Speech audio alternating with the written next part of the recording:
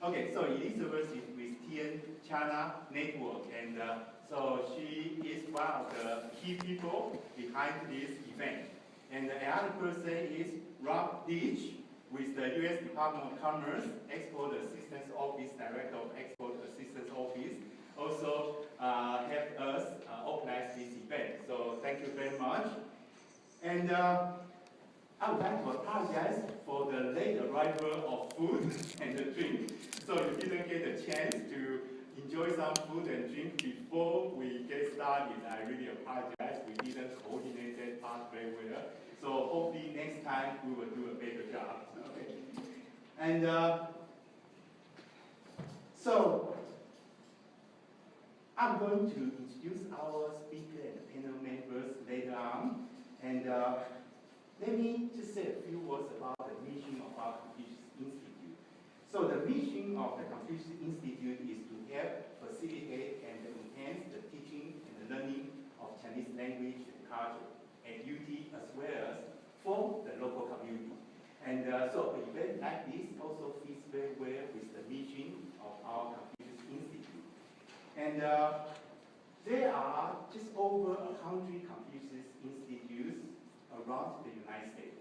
And around the world, there are over 500 Confucius Institutes now. So I guess you all get a copy of the agenda. So I'm not going to spend too much time because we are running a little bit late already. So I'm not going to take too much time to go over the format of today's event and the agenda. But I would like to take a few minutes to introduce our special guest and then our speaker and panel members. So we are honored to have the Provost and the Senior Vice Chancellor of the University of Tennessee, Knoxville, Dr. Susan Martin, to be with us here today. So she has a very, very busy schedule. She had to rearrange her schedule to be here. So I would like to invite Dr. Susan Martin to say a few words. Thank you, It's really a great pleasure to be here today to talk a little bit with you about our Confucius Institute and its mission and how this fits perfectly into the vision that we have for the Confucius Institute. In 2012, I traveled to Beijing and then to Nanjing, China with Dr. Shaw and a delegation, and we signed the agreement that allowed us to inaugurate our Confucius Institute the following spring in 2013. And in 2.5 years, the Confucius Institute has hit the ground running. We have non-credit Chinese instruction. We have started a summer English language boot camp in Nanjing with our partner university there. We have faculty going back and forth. We have students going back and forth.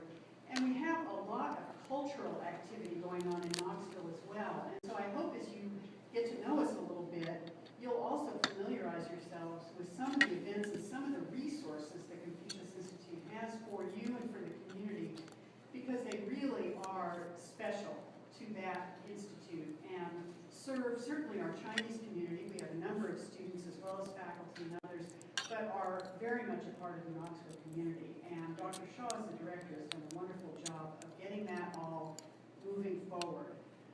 Our partner, Southeast University in Nanjing, is also a great asset for us because it is one of the best universities in China.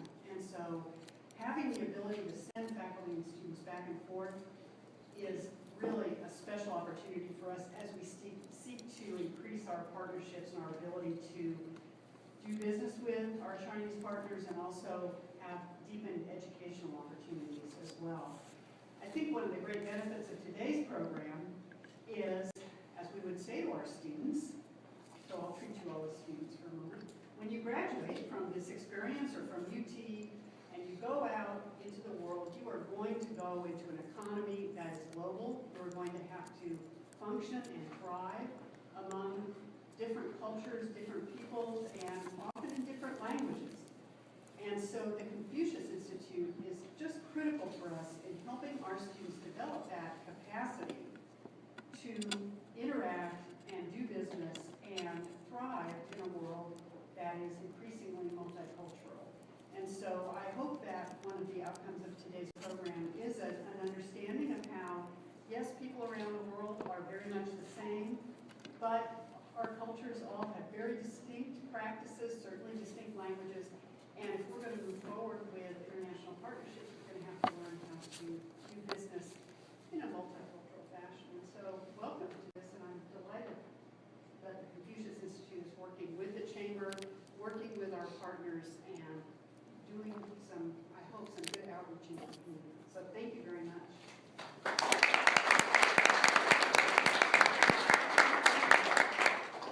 Thank you, Dr. Martin. And let me also recognize another special guest here, Dr. Pia Wood, Associate Provost of International Education. Can you just wait for a minute? Thank you. Thank you for being with us this afternoon. And also, we would like to thank our sponsor, V Extender, to sponsor this event. And so we are very honored to have Vice President of V Extender, Mr. Rick Walker, to say a few words. Thank you, Dr. Shaw. And thank you, Rob, for giving us a chance to sponsor the event today. And thank you to all our speakers that have given up their time to come and talk to us all today. It's a great crowd. It's fantastic to see this many people that are interested. I see some people that I know here that are getting ready to travel to China. They'll get ready to go, I think, on Saturday, Angela. So it's a great time to come in and learn a little bit about the culture. For those of you that don't know V. Alexander, we're an international freight forwarder customs broker located in Memphis, Nashville, and Knoxville. We also have other offices around the country as well as overseas, including representation in Hong Kong. So Daniel's here with me today from our national office and also Canada from Knoxville. So if you have any questions about how to ship your cargo, how to get through the paperwork that's involved in shipping cargo to China, please feel free to talk to any of us after the meeting. Thank you very much.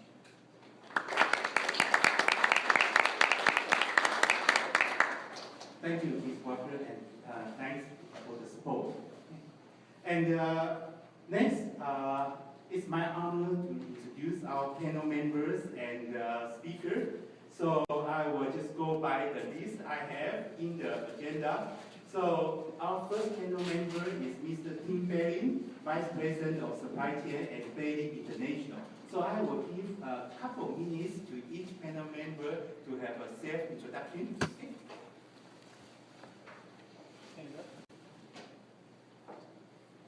Thank you. Afternoon. Dr. Shaw said I'm Tim Behling. I work for Behling International. We make mobile hydraulic products. We both manufacture and distribute them locally in the United States. So we have a manufacturing facility just down by Hardin Valley High School. I see some students here. As well as distribute throughout the United States. Prior to that, I was with a company called Radio Systems. You may know them through the PetSafe brand or the Invisible Fence brand. Been in Knoxville since 1993, owner and entrepreneur Randy Boyd. That was my first experience with China. I was able to go overseas in 2002 and had my first experience over there. And fortunately, for my family and I, we had the opportunity to move to China in 2007. So I lived there for 5 years with the family, had great exposure to the environment, mostly on the export side, and that's what we do today at Behling. So I'm here today to talk about some of those things that I've learned along the way, living there, working there, and hopefully I can help. Thank you very much. So our next panel member is Dr. Stephen Johnson, President of Gryphus Diagnostics. Thank you, Dr. Shaw. Gryphus Diagnostics is a biotechnology company located here in Knoxville. We've been in business since 1998, actually. We're over on Sutherland Avenue, very close to here. We are engaged in the development and manufacture of medical devices for physicians' offices. We also develop proteins and substrates, so mostly biotechnology related. We export a lot of product to China and have been exporting product to China since 1999. Probably about 50% of our gross revenues are from exported goods, and a good percentage of that export comes from China. We do travel to China. A representative from the company travels to China probably about twice a year because we have to maintain those close relationships with our customer base. We also have to maintain a good understanding of what our customers' needs are We primarily sell to master distributors who then sell to hospital systems, and the healthcare system in China is completely different from the hospital system and healthcare system here. We also have to look at counterfeit products and try to manage and control as best we can an understanding of how that counterfeit product was incorporated into the product marketplace, and how we can protect our customers and their interest in investing money and resources in the products that they're using and selling on our behalf. Okay, thank you. Okay, next panel member is Leach with U.S. Department of Commerce. Hi, thank you, everyone. My name again is Leach. I'm the director of the Knoxville Export Assistance Center. We cover all of Eastern Tennessee here. It's a field office of the U.S. Department of Commerce. Commerce has 109 of these field offices across three states. This one actually covers Chattanooga, Tri-Cities, and Knoxville to help manufacturers access international sales. We have another 110 offices in about 75 countries, and 5 offices in China that can help manufacturers find inroads into the China market. Personally, myself, I started off with Taiwan in 1994. I moved there just right after graduating, started language classes, and got into the business field with Dun & Bradstreet, a multinational, and then was recruited by the de facto consulate in Kaohsiung, Taiwan, on the southern tip of Taiwan. And I've been engaged with helping manufacturers export now for about 15 years. I've helped 200 manufacturers export to about 95 countries. I did a lot of sales in Taiwan, and that's probably where the root of my background takes place. Okay, Raymond? Good afternoon, guys. Raymond's actually not my real name. I picked it because everybody loves Raymond. So I'm actually a graduate assistant at Southern Adventist University. It's a fairly small, I don't know if many of you have heard about that, but we are basically right next to McKee Foods. Do you guys know McKee Foods? Little Debbie? Do you guys know Little Debbie? Okay. So my role there is actually doing some market research for them. So we had the privilege to actually cooperate with McKee Foods to kind of form case studies for our undergraduate students and everything. So I had the privilege to actually to be part of the McKee China project. So we trying to export one of ours to China, since right now it's a great time because of food safety and everything, and because the Chinese consumers are looking for U.S. products, and that's a huge drive for us to do that. So we recently had a 2-week business trip to China, the first time to bring the top management of McKee Foods to China. We actually attend one of the biggest trade show in Shanghai. It's about 30,000 people attend in 3 days. So we actually met with a lot of distributors, importers, and exporters, and then we have a very good communication. And then the whole trip actually helped us to settle down what products we want to import to China. And we actually right now talking to several big distributors there to figure out, what kind of way we want to do, what kind of model we want to do there. So my specialty is specific for consumer behavior, market entry strategy, and market channel strategy. So I hope my experience will help you to have some insight. Thank you. Okay, thank you very much. So our speaker today will be Elizabeth, also will serve as a co-moderator of the panel session. Hi, what a great panel. I'm so excited to be able to co-moderate this panel discussion. My name is Elizabeth Rowland. I'm the Executive Director of Tennessee China Network. We're the co-host of this event along with the Confucius Institute and the Knoxville U.S. Export Assistance Center. My background with China started I guess the first time I went to China was in 2004. And I lived in China almost 5 years, first working at the American Chamber of Commerce in Beijing, and then at Covington & Behling law firm, also in Beijing. While living in Shanghai, I also started a small jewelry company, making necklaces just like these and selling them online in the U.S. While I was working for Covington in Beijing, my mom got sick, and so I decided to move home to be closer to family for a while. I also have 2 small nieces here in Knoxville, and so I moved home to be closer to them. At the time, when I was working for the American Chamber of Commerce, I was a policy analyst looking at Chinese regulatory policy and how it impacts American companies that do business in China. So when I came back to Knoxville, I thought, oh my gosh, what am I going to do in Knoxville? What does a China policy analyst do in Knoxville? Initially, I thought I would be a consultant, a trade and regulatory consultant. I traveled all over the state, meeting with all kinds of people that do business with China, including Raymond here on the panel. And what I learned was that there's a lot of business going on in Tennessee related to China. And there's actually several China trade consultants already, which I was surprised about. The problem was that nobody knew about that trade. There wasn't any platform for networking, finding service providers to help you do business with China, to find partners or whatever your needs were. There was nothing. And that's why I decided to create Tennessee China Network to help fill that gap. And that's what this event here is for as well. Tennessee China Network has 3 pillars.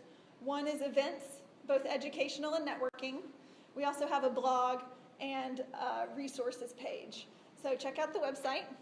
Our next event is coming up on November 9th, presented along with U.S. Bank, and it's on trade financing, tax, and currency considerations. I know you're excited about that one.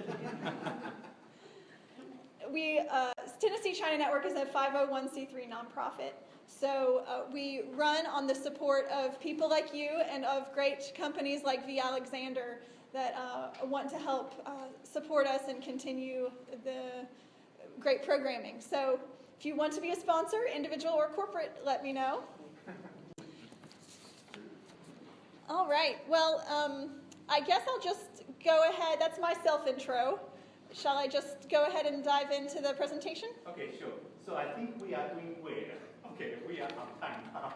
Okay, so that's a good sign. Okay, so for the rest of the event, we will have Elizabeth to give a presentation on your agenda. She's going to first talk about the business protocol and the etiquettes, okay, in business meetings and banquets. Then we have a short break, and we can all enjoy food and the drink. Then Elizabeth is going to give a second presentation after the break on interpersonal communication in business with China. And after that, we are going to have panel session and also open question and answers. Okay? Okay, so Elizabeth, please go ahead. Great, thanks a lot. So before we get started, I want to get to know the audience a little bit. Can you raise your hand if you've ever been to China? Wow, that's a lot of people. Who knew that there were that many people in Knoxville that have been to China? Can you raise your hands if you've done business with China? Great. This is awesome. All right. How many of you are exporters? You got a few? What about importers? About the same number. Great. And anyone interested in receiving investment from China? We've got, oh wow, we've got several. And what about anyone interested in working with a Chinese company? I know we've got a lot of students here. Oh, and a lot of other people raise their hands as well. Great. Well, there's so many different types of people that this event could be applicable for, and that's just a few of them. So we're glad you could make it. When doing business with China, everyone knows relationships are very important. A lot of people, if they don't know very many Chinese words, but they might have heard of the word guanxi, which means relationships or connections. But in order to have good relationships, cross-cultural relationships, you really have to try to understand the culture. And really, you need to go to China and have your Chinese partners come to the U.S. to really get to know each other well. When you go to China or have your guests come here, protocol and etiquette is extremely important. And there's a whole lot of different things to consider. So that's what this first little presentation will be about.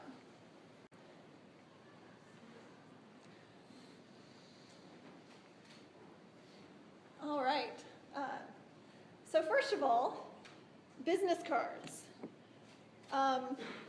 In China, they often call business cards name cards because it's actually a direct translation of the word Mingpian in Chinese is name card. So don't get confused. But in China, when you exchange business cards, you always do it with two hands, and you point the card towards the person that you're giving it to so that they can read it. And then they take it. I was going to do a demonstration, but I left my cards in my wallet, so I won't. So you present, oh, great, thank you. Raymond, would you like to Okay, sure. help? So you take the business card like this, and you present it with your two hands, like that. And then you look at it and act like it's very interesting. Wow. You read the title, you read the name. It's his own business card, so he's really impressed. The business cards in China are almost like somebody's face. It's their, you don't want to defile their business card. Don't ever put it in your wallet. Don't write on it, because that would be like writing on or sitting on someone's face, and you wouldn't want to do that in a business meeting. Also, related to this, when you give cards, sometimes you tilt a little bit, but China is not Japan. You don't bow full on like you would in Japan when you're greeting people. In China, people shake hands, so don't bow. In China as well, similar to Japan, that you often use titles when referring to somebody. So if your counterpart is a manager, you might call him or her Manager Li or President Li, president of the company. However, some more international companies in China don't do that as much anymore. Now they go by Mr. or Mrs. So it just depends. Try to listen to what others are saying and then imitate that. Also in Taiwan, sometimes it's a little more common for people to use the titles when you're referring to somebody. So you can keep that in mind. Taiwan, Hong Kong, and mainland China all have slightly different practices sometimes. So you'll have to get familiar with that particular locality when you go. Another thing to keep in mind with regard to names is that traditionally in Chinese, the last name, or what we call the last name, the family name, often goes first. So sometimes you'll see names written with the last name first, and sometimes they accommodate the Western style. But if the name is in all capital letters, then that means it's the last name, so you can be sure which is which. In China, sometimes first names have two syllables, but the last name is almost always one syllable. So that's another way to tell if it's their first name or their last name.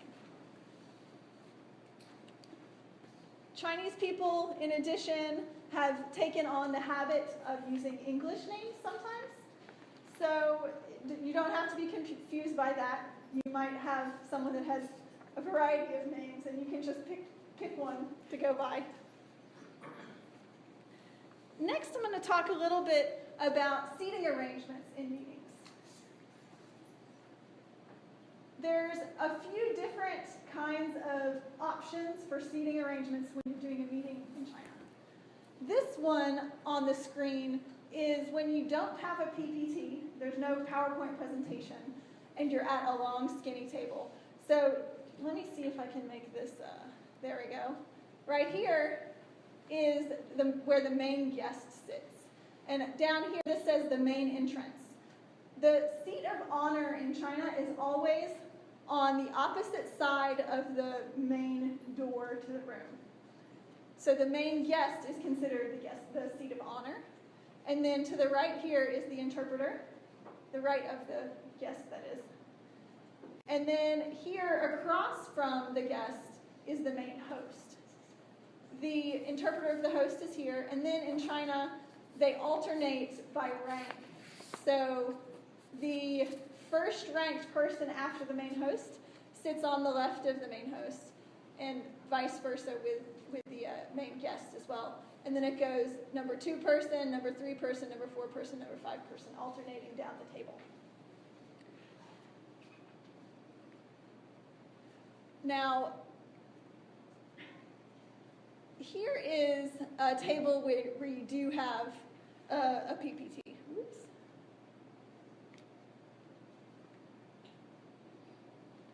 Right here is the projector screen. So you can see, in that case, the main host sits here, and the main guest sits here. The main guest is still across on the far end away from the door, and then it goes descending rank down the table.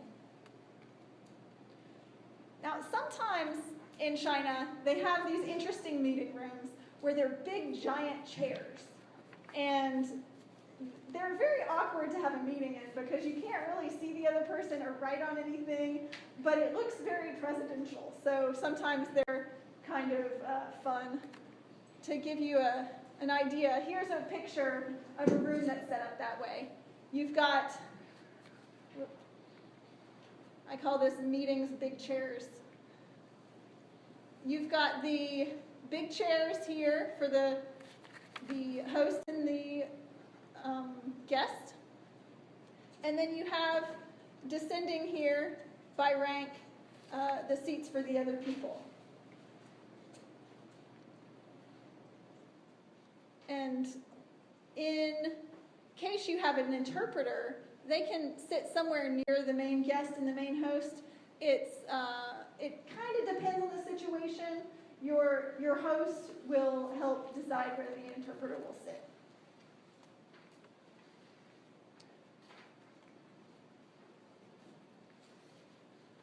Here's me in a big chair.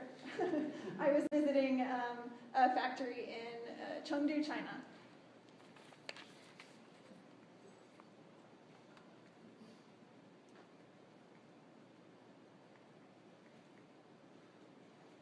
Decided to stop. Whoa. All right. With the meetings, in China, it's often very common to start your meeting with small talk. A lot of times Americans like to dive in and out of meetings. They go quick and try to get it over with. But in China, it's really good to build a rapport with the person that you're meeting with. So you might want to have a little bit of small talk, ask them about their family, how their trip was. They might ask you how the flight over was from China, or if you like Chinese food, things like that. It's good to do a little bit of small talk like that to warm up before the meeting, as well as after the meeting is over, so that you don't make your Chinese counterparts feel like you're rushing them.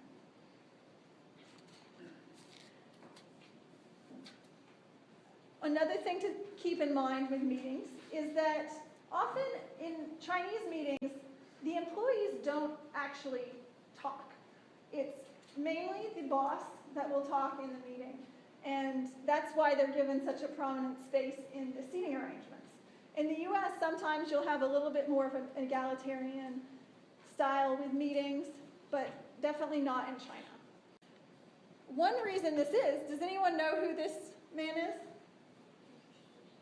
Yeah? Confucius, right. Confucius is a philosophical thinker born in 551 BC, and he had an enormous impact on Chinese culture still today. And from the reason that one of the big reasons that China's culture is so hierarchical is because of Confucius. He had the principle of the 5 relationships in his philosophy. And that included ruler to subject, husband to wife, parents to children, older siblings to younger siblings, and friend to friend. This hierarchy in society was meant to create stability and harmony in the community. And it's also to show respect to your elders. And in a workplace, the boss is kind of like the elder of the workplace. And so you're supposed to show respect to them. Once I interviewed somebody for a project I was working on intercultural communication. And he told me that once, actually in a meeting, he was told, "You're a junior employee, sit down and don't talk." He was a young American that was working in a Chinese company. and got slapped down hard. When a younger employee speaks up in a meeting, it's almost like an implication that the younger employee knows more than the boss. And it could cause the boss a loss of face. And so that's kind of looking at it from the Chinese perspective. If you speak out, it's like assuming that you think you know more than them, or that the boss doesn't have ideas as good as yours. So that is a big reason why a lot of Chinese people don't speak up in meetings. Another reason is that there's a lower tolerance of failure in China. If you do something wrong, it's considered humiliation rather than an opportunity for learning. For example, in the US, in Silicon Valley, it's almost a badge of honor to have 2 or 3 or 4 failed startups under your belt before you go on to succeed to your next one. Failure in China is definitely not a badge of honor. It is humiliation. And if you speak up in a meeting and you don't already know that your idea is sure to be accepted, then you're not going to want to risk that failure. So that's another reason why people don't speak up in meetings. Now for the next topic of interpretation. When you're going to meetings, make sure to bring your own interpreter. This is very important because you want to make sure that you have somebody on your team that is loyal to you, that can be your ears on the ground. They might have an interpreter as well that could translate or interpret for both of you, but it's really better to have your own. You also need to make sure to prep your interpreter before your meeting. Make sure they know the technical vocabulary of your industry. Maybe give them a vocabulary list, or tell them the words in English and they can go look them up to make sure that they aren't caught off guard. You can provide them your PowerPoints in advance too, because they'll write all over those. It's a big help for them. Make sure to speak slowly, and you have to pause occasionally to make sure that they have time to repeat. This is really important. It's to your benefit to get to speak slowly, because that'll help the translation or the interpretation be of a higher quality. Also, don't use colloquialisms or sayings, because sometimes those are really hard to translate. If your interpreter translates it literally, it might make no sense at all. So avoid things like that, or you might have a lot of misunderstanding. Also, be aware that numbers are really hard to translate. For those that aren't Chinese speakers, in Chinese, they have one word for 10,000. So if you want to say 100,000, it's not easy to translate. And I've seen many interpreters get really confused trying to move around the commas on the numbers and figure out how they should translate it. So be aware of that. In all business meetings, you're probably going to need numbers, but maybe write them down beforehand for your interpreter. And finally, make sure that you don't assume that your counterparts don't speak English. Just because they're not speaking English to you doesn't mean they don't understand. A lot more people understand English than speak it well. And you don't want to be talking about them when they're right in front of you, and then they hear and you find out in a very embarrassing way that they actually know what you said. I was wondering if our panelists have any experiences with meetings that you might like to share. Do you all have any stories from meetings where you had difficulties or interpretation tips or anything like that? How much time do we have? Here, let's hear what you got to say. I think they can probably hear me, right? I don't need the microphone. Well, we're recording it, so recording? just to make Okay. sure. So I'll just share, I think a lot of stuff that Elizabeth has talked about, I've seen in my career. I think a couple things I would add is that in some big meetings, you definitely want to review what you've talked about, because I think a lot of times you want to say, hey, this project is really important. The date of November 13th is our first pilot, whatever it is. And you want to make sure that they understand the importance of that. And sometimes just repeating it back or making sure that it's written down has always been helpful for me.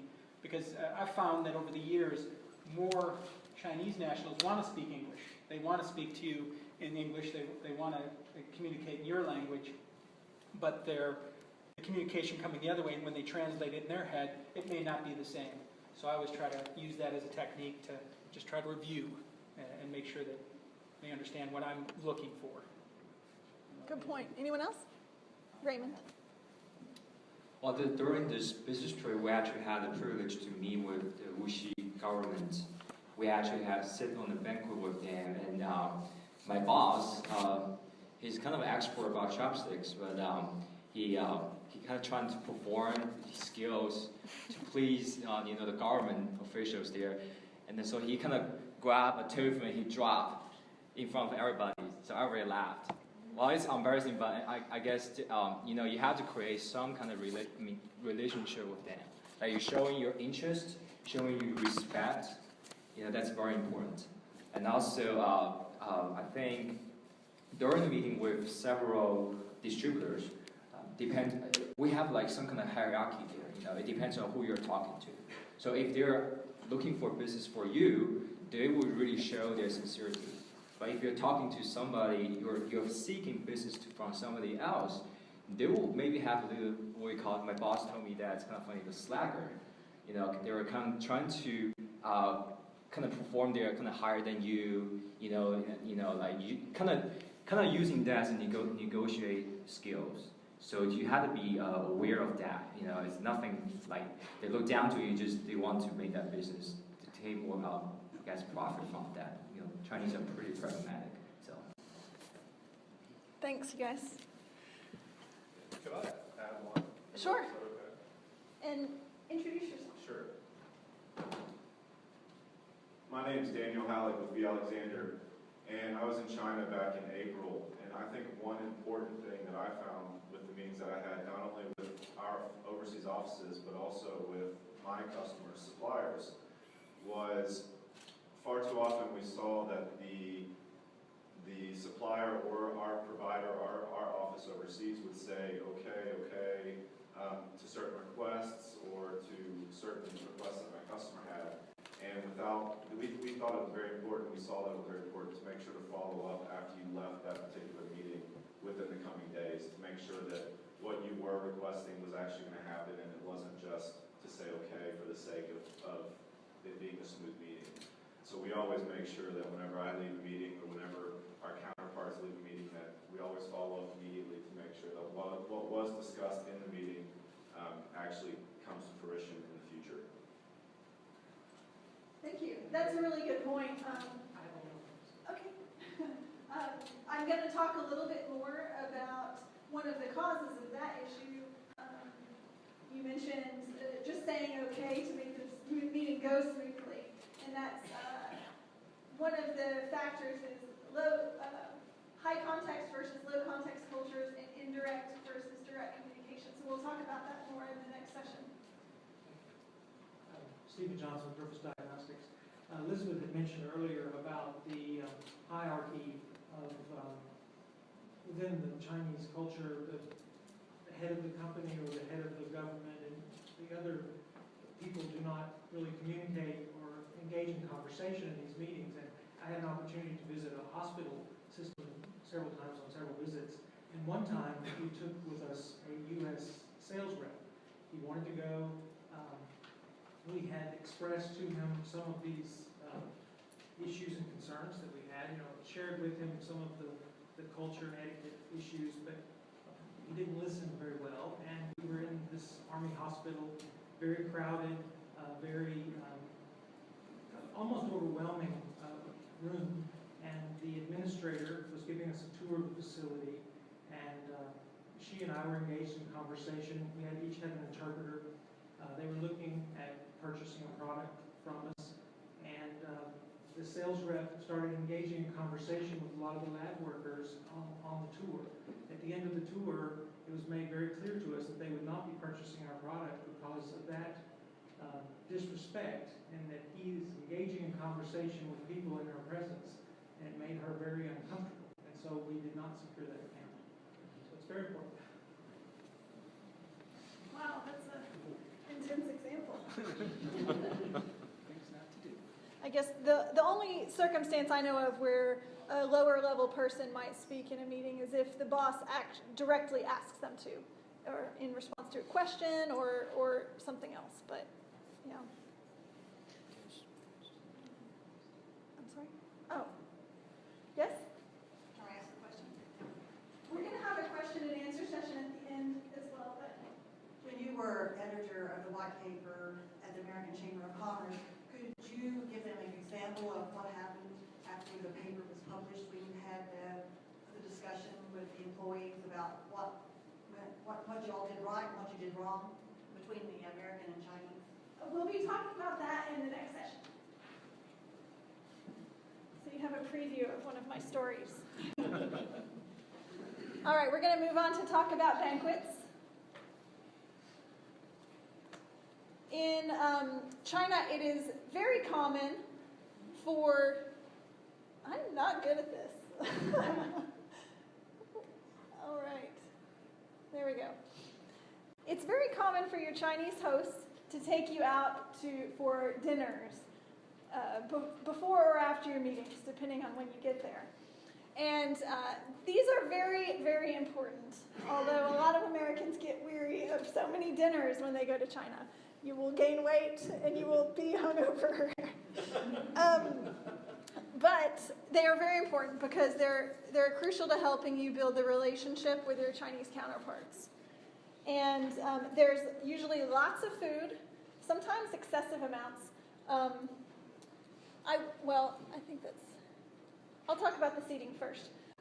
So here's a typical seating arrangement for a Chinese banquet. Like with the meeting tables at Chinese banquets, the main host, actually this is a little different, the main host in this situation sits across from the door. So down here is the door to the room. Many Chinese banquets happen in private rooms of restaurants. In the US, you don't have many restaurants with private rooms, but in China, it's very, very common. And so you have your own private room, and here's the door to go in. So the seat across from the door, farthest away, is the host. And that would be your Chinese counterpart, or whoever is going to pay the bill. And then to the right of the host is where the main guest sits. That would be you. And then here, these triangles are the interpreters. And it depends on what kind of meeting you're in, where other people sit. So this chart here isn't necessarily exactly what it's going to look for every single banquet. However, in the more formal banquets, or maybe government banquets, the second-ranking host will sit directly across from the main host. And if it's a more lower-level meeting, maybe more business-oriented meeting, then sometimes the person that's in this seat right here, right next to the door, will be an assistant that helps order the food and take care of the check and things like that. So it depends on what your meeting is. And then the second-ranking guest will go here on the other side of the main host, and then you alternate. So you have a guest, and then a host, a guest, a host, a guest, a host, so that everyone is sitting next to somebody that they need to get to know.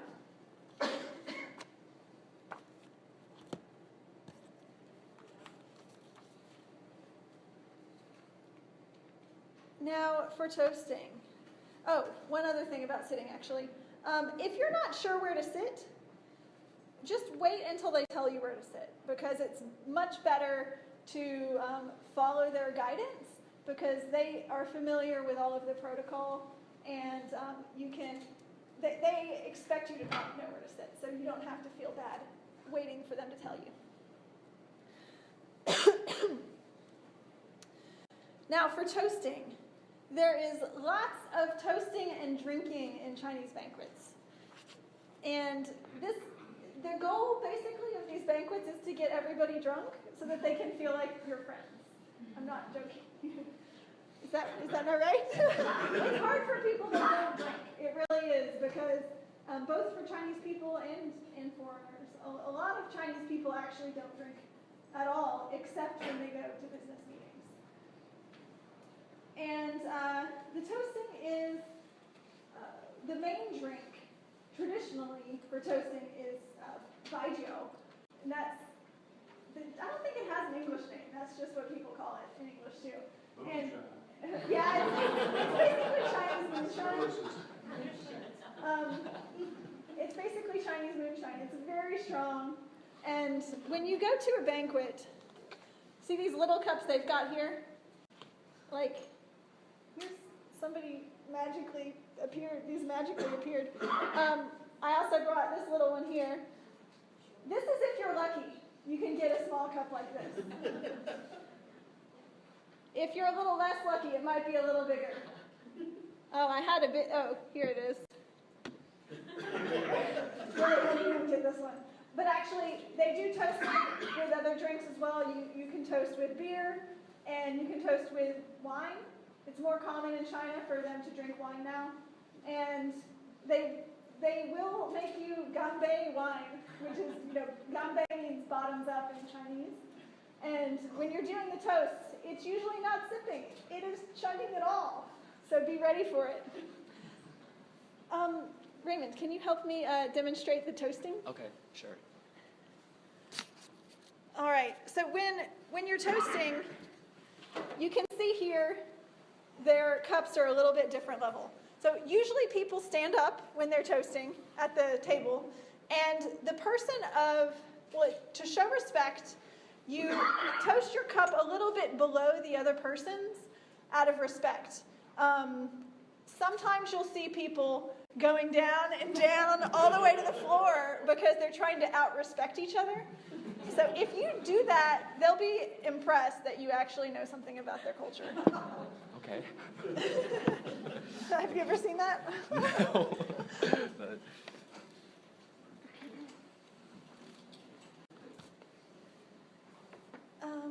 all right. There is a specific order to do we have a question? Oh, no, just a comment. When you're toasting and they have the big lazy Susan made out of glass, yes, and you can't reach the other person, you basically tap the glass plate. Yes, very good point. Just going like this on the glass makes a little noise. That's a way to toast. Or you can also just kind of hold it up in the air as well if you can't reach them. So there's a specific order to toasting. It's sort of elaborate, actually. And this is one of the reasons why everybody gets really wasted.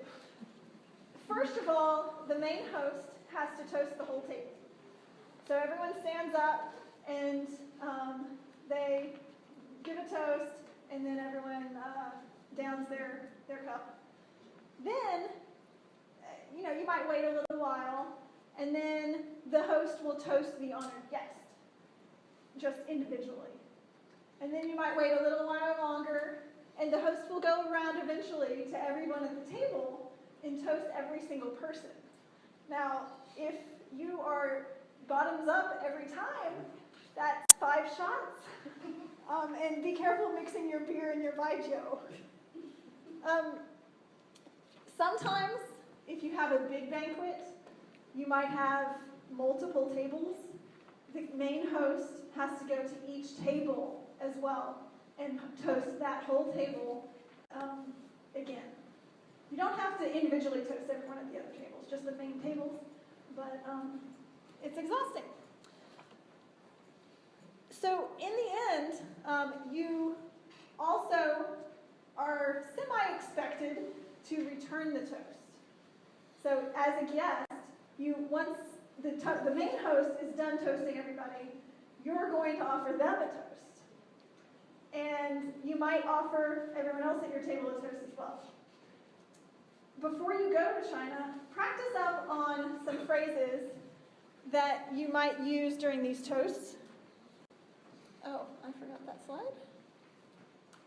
I put on here a few things that you might want to say at the toast. If you usually just start with 我敬你一杯, which just means I toast to you. And I put here, it's a pleasure to meet you. You could say that after I toast to you, and then choose one of these bottom 2 to add on to the end, so it's like a little paragraph. I'll let you read that later. If anyone wants the slides, I'm happy to send them to you. there is a couple suggestions for your drinking strategy. Oh, he raises his hands on drinking strategy. Yeah, I've got to say this. I have drunk too much in China. I have drunk so much that I said to my colleagues, if I drink one more glass, I will die of cardiac arrest. So a tip to all of you is that what I did was I learned something. I said, well, 不能喝,我吃药, which means I kept an old bottle of ampicillin. And I carried it with me, this prescription drug, and I just showed the person that I couldn't drink because I was on these medications. And then I was given that dispensation. So if you reach that point where you're going to have cardiac arrest, take out a pill that.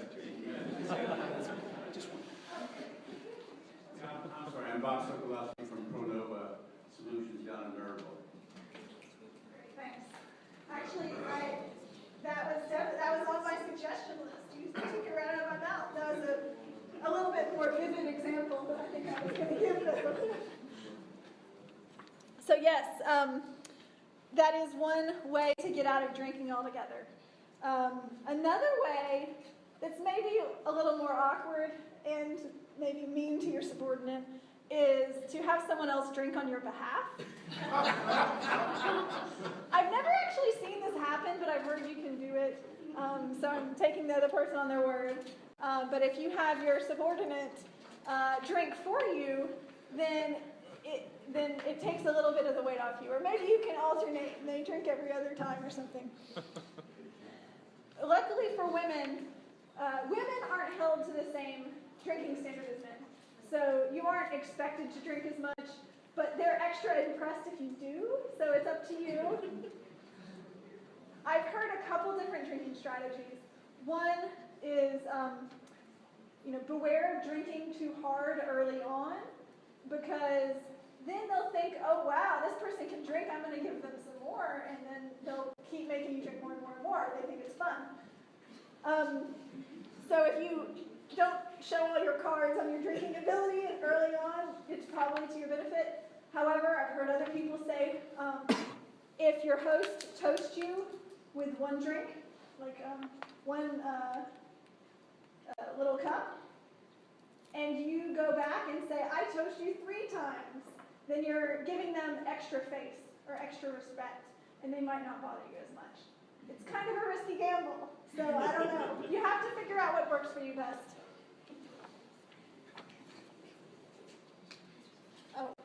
So here is a typical Chinese banquet table.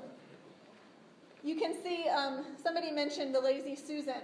That's this thing here in the middle. That's where they put all the food. Food at banquets is always served family style. So everyone shares, and you usually politely use common chopsticks to serve the food, and then you use your own chopsticks to actually eat it, so then everyone's not sharing all their germs. Hosts might serve you food onto your own plate out of a sign of respect. And sometimes they serve you food that you might not like very much, like a little squid or something else, a chicken foot. You can just accept it, say thank you, and push it to the side. You don't have to eat it. You don't have to clean your plate. This is not the Clean Plate Club. In China, having lots of food is considered a sign of prosperity, and if you eat everything, then they might think there's not enough, and I didn't provide enough for you. So you don't have to clean your whole plate. And if you do, they might keep putting that gross food back on your plate. We'll watch a little video here in a second.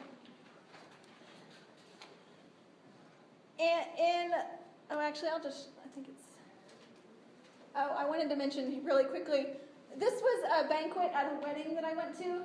This is a good example of having excessive amounts of food. There's plates piled on top of plates of food. This probably won't happen in a business meeting, but I just thought it was a fun picture, so I wanted to show it to you.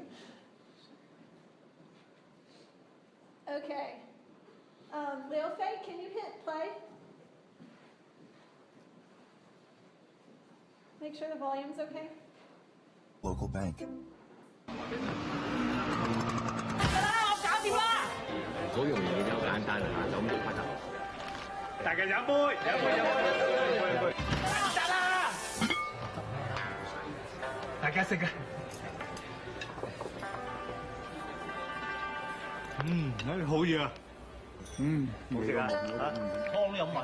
The English believe it's a slur on your host's food if you don't clear your plate. Whereas the Chinese feel you're questioning their generosity if you do. At HSBC, we never underestimate the importance of local knowledge. Which is why we have local banks staffed by local people in over 80 countries across the globe.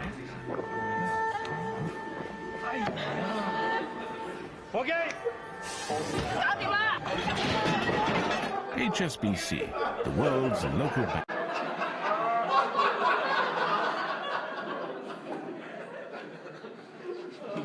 Thanks to my research associate Leo Fay in the back for digging up this great video.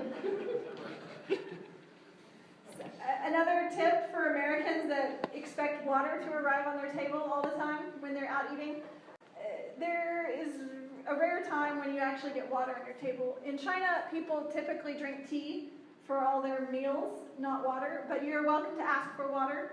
Just make sure that you ask for either hot, cold, or room temperature, because if you don't, you might get really, really hot water and burn your mouth. I'm running out of time, so I'm going to go a little bit faster. I wanted to tell you a little bit about rice. People think of China, eating in China, as lots of rice. But actually, rice is considered kind of like a filler food. And when you're at a banquet, it's not likely that they'll actually serve rice, white plain rice, in the beginning of the meal, or maybe not even at all. So if you want rice, you might have to ask for it, or ask for it earlier in the dinner. And usually it'll come out in a little bowl like this. In China, in regular dinners with your family or whoever, it's really common to pick up your bowl with your hand and eat with your chopsticks like this. But if you're in a banquet with business people, it's probably better to leave your bowl on the table. You can just follow the lead of how other people are doing it. It's also kind of common in China, in a casual setting, for people to lean over the table and kind of shovel it in like that. And, you know, in the U.S., your mom always tells you, sit up straight, you know, don't lay in your plate. But in China, you'll see that kind of commonly. Maybe not in a business banquet, but you never know. And also you'll get some slurping sometimes when there's noodles involved. Again, not the best thing in American culture, but in China it's not a big deal. So I wanted to let you know about that. We'll have another little video on that in a second, but I wanted to show you some of the other stuff. Sometimes the soup can go in the rice bowl as well, and you have these funky little spoons for the soup. You have a big plate, usually. I just realized I have You have a big plate, and you also have a little plate. The big plate is to put little bites of food. You don't fill up your entire plate with food when you're in China at a Chinese banquet. You just take a few bites and then eat them and then take a few more bites. The little plate is for discarding the bones from the live eels and fish that you'll be eating. The fish always have tons of bones, and a lot of times the meat will have bones too. So you put them in the little bowl and put the regular food on the big bowl. And, yes? You talked about discarding bones. Yes. But in things like chicken and such, they don't always discard them, they just eat them. So don't be shocked if, you know, what we would put out on the plate, you know, we take the meat off and put the bone down, they will crunch up the bones and eat the whole thing. Good point. That's also true for things like shrimp. They'll cook the shrimp with all the skin on and just eat the skin sometimes. So, yeah, good point.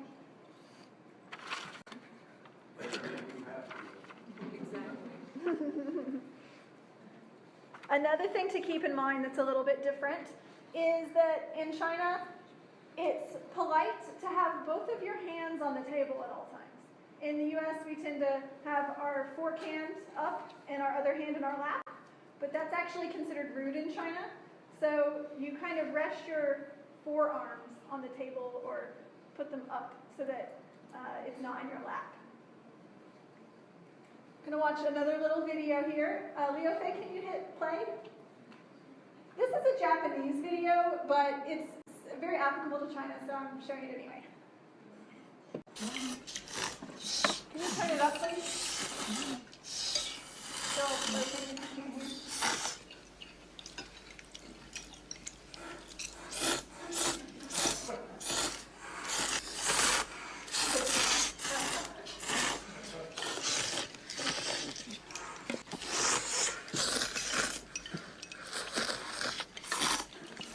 It's polite. It's okay.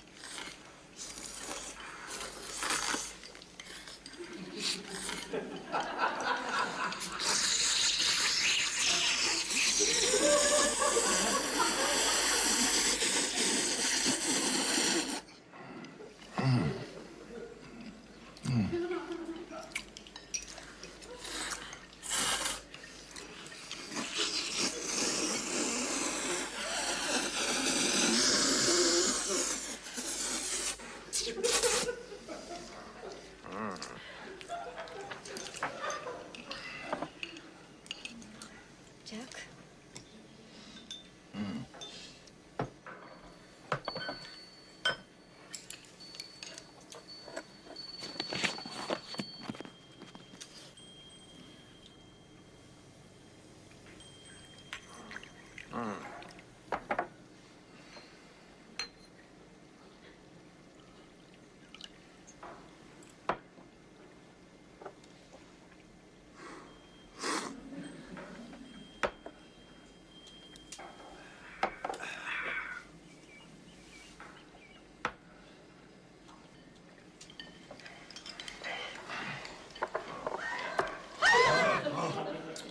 I forgot to mention, you're not supposed to stab your chopsticks in your right. ちゃんと色が教えてあげなさいよ。 It looks like incense that you give to your dead ancestors. That's why they all What did he say? Oh, that's the end. Sorry. I don't know what he said. It was Japanese. All right. With banquets, the host or the person that invites the people to the dinner is always the person that pays. And you can offer to do a reciprocal banquet for your counterpart when you go on a trip to China, but oftentimes they'll insist anyway to pay for all the meals. It depends on what the relationship is between you. If you're a customer and they're the person who's trying to sell you something, they'll very most likely want to pay for everything. If you are selling them something, then you should definitely do a reciprocal banquet when you go over. At smaller, more informal dinners, it's also common to kind of haggle over who's going to pay, and you should insist at least once, if not 2 or 3 times, to pay before you eventually give in and let them pay. All right. Do the panelists have anything you'd like to add on banquets? Really quick, just the drinking strategy, I can add something on it. A lot of times, you had to wait until the host to toast, right? So you basically just, you're kind of hungry and then you just take a whole shot. And that's not good. So I would advise you to eat something, like a little snack, before going to dinner or going to the meal. So that will help a lot. Second thing, it's just based on, the observation from, I'm actually a Chinese, by the way. So they always pour wine to this level. That means one shot. I actually saw people, when they toast and everything, they kind of shake their hands, And they're very good. They're actually they do that very good, and they actually get rid of 1/3 of it.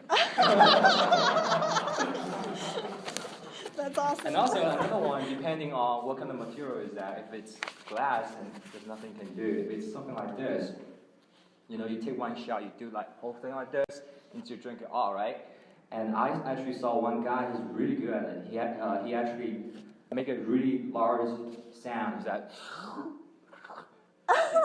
So he actually left half of it, but nobody see that, especially at a large banquet. So those kind of, it's hard to use that, but there's some way you can try to protect yourself. Because again, thank you. Then you have to drink your own backwash. Does anyone else have anything to add? All right. Stay away from the bite-you. Yeah. Let's take a 10-minute break, and everyone can get some food, and then we'll come back and do the next session on interpersonal communication.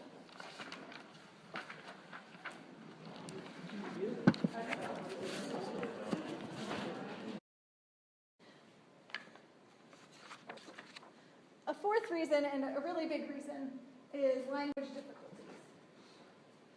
A lot of times people in China might be using automatic translators to communicate with you by email, or they might be okay at writing, but they're not very good at speaking or writing things. How many people in this room speak English as a second language, or a third or fourth language? And how many of the rest of you speak another language besides English? A lot? Way to go. Well, so think about when you're speaking to your boss in your native language, think about how you feel. You might be a little nervous if you're talking to your boss, or if you're talking to a super important customer. Now think about trying to speak to that customer or that boss in another language that you're not 100% fluent in. It makes you a lot more nervous, a lot more hesitant to want to really say anything. And it makes it more difficult to communicate at all. It's even more difficult if you might have missed something that they were saying earlier in the conversation, and you worry that maybe you don't even know what they're talking about.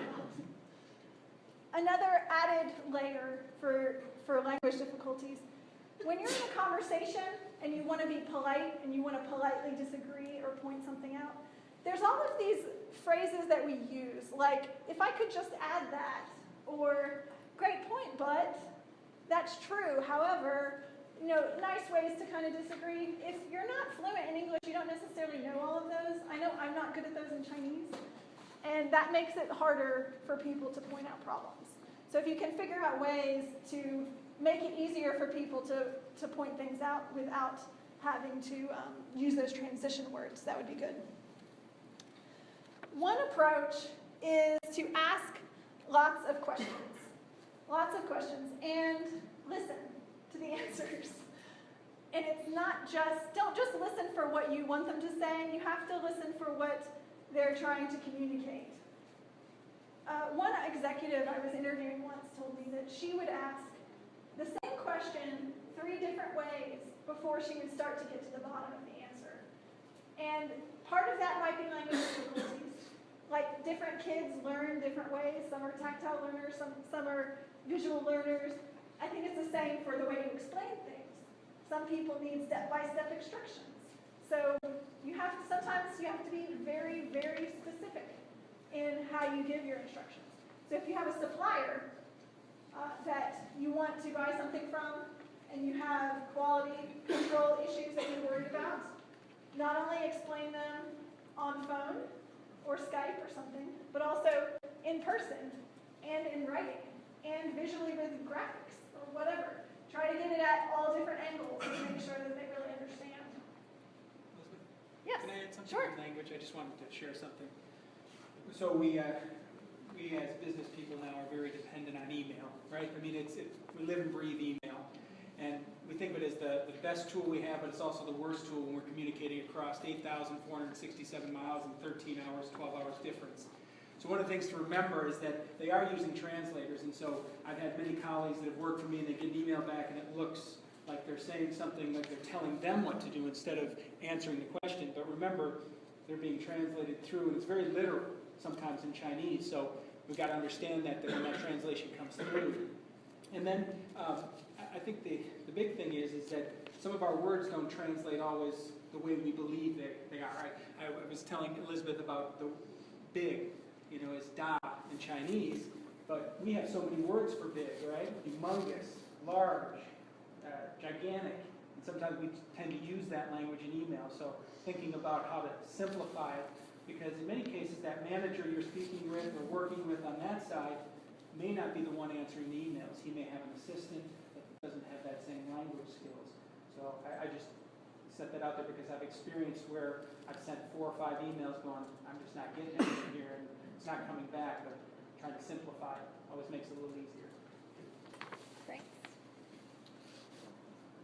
One more thing, just right now, I don't know if you know, we use a lot of apps. One thing many Chinese here know is WeChat. It's a very common business communication platform that we're using for business. So go Google what's WeChat. It's kind of like everybody's using it. I mean, it's just so convenient. Actually, it's more fast and convenient than email. What's that, WeChat? WeChat, like chatting. Yeah. Is that for real-time communications? Yep. Yeah. But that's 13 hours different, don't you have to be on that? Well, so my wife called me Can you pass that this down? morning on WeChat. She's in Taiwan. Yeah. And it was a video call, actually. It was a video call this morning I got from my wife in Taiwan. She just arrived, and it was her dad, and her brother at the house, and we just shared a phone call that way. It was instantaneous, and it's very, very convenient. So yeah.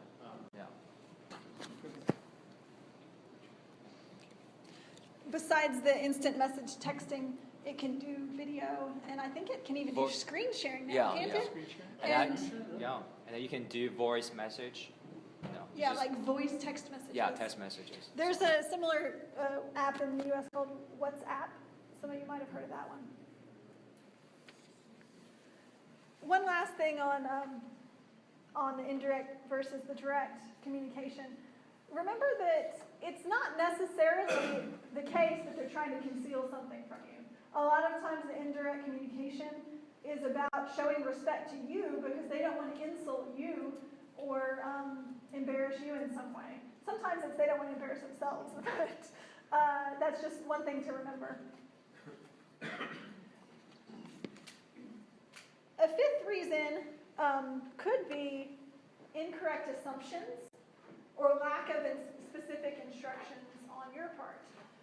We have to remember that business practices aren't always the same in China, and we might hope that they are familiar with international best practices in your specific industry, but they might not always be. And so don't assume that they are. Make sure that you communicate your specific instructions very clearly, and that will help.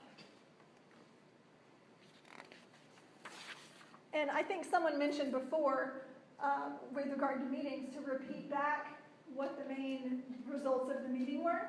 The same thing goes for when you're trying to give an assignment or make an order or whatever.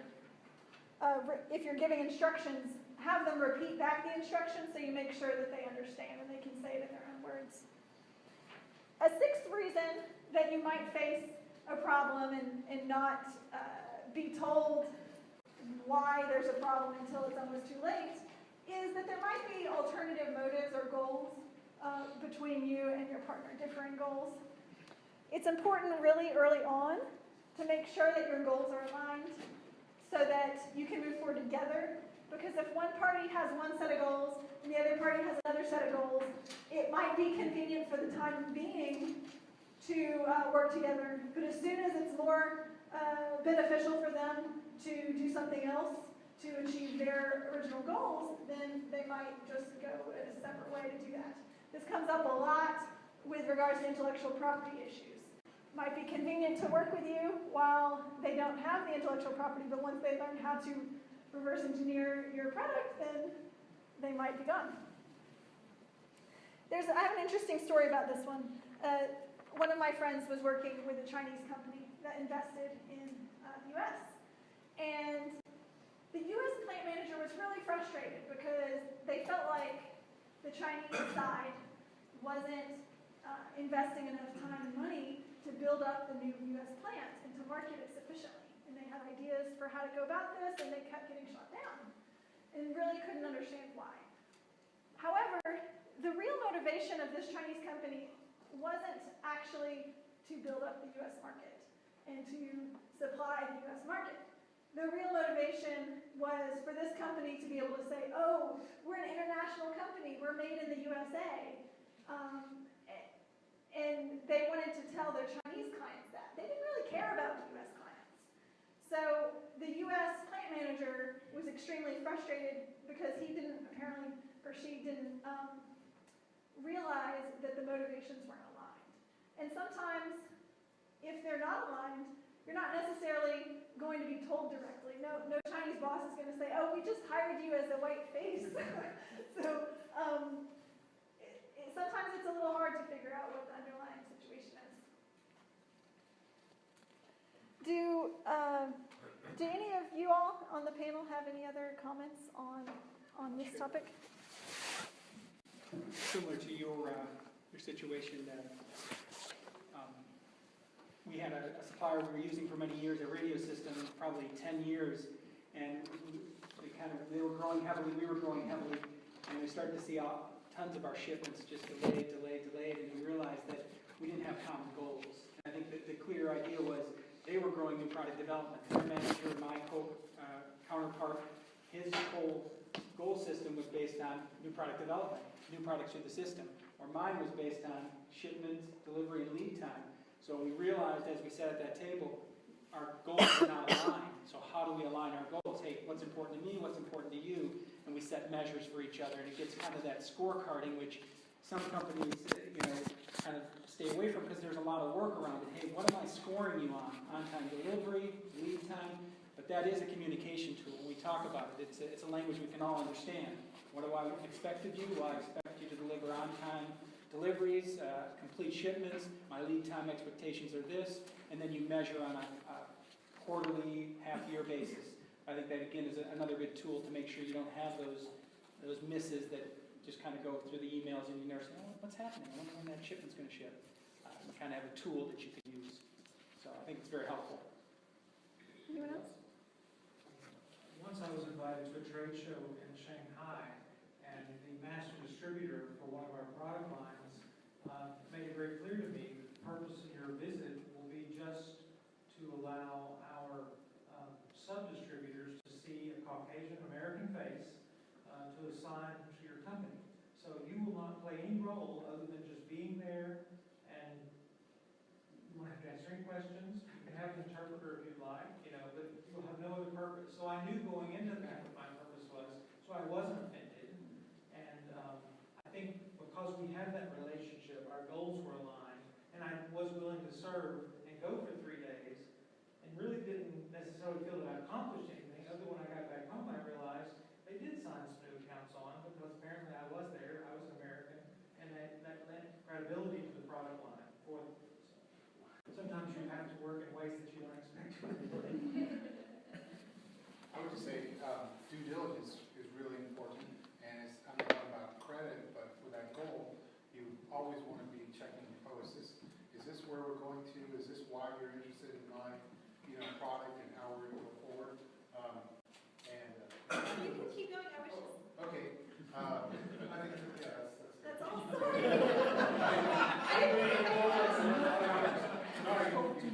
Yeah. I perpetrated that side, Rob. Yeah. I was just getting the mic because I saw that I wanted to say something. Yeah, just one comment about this.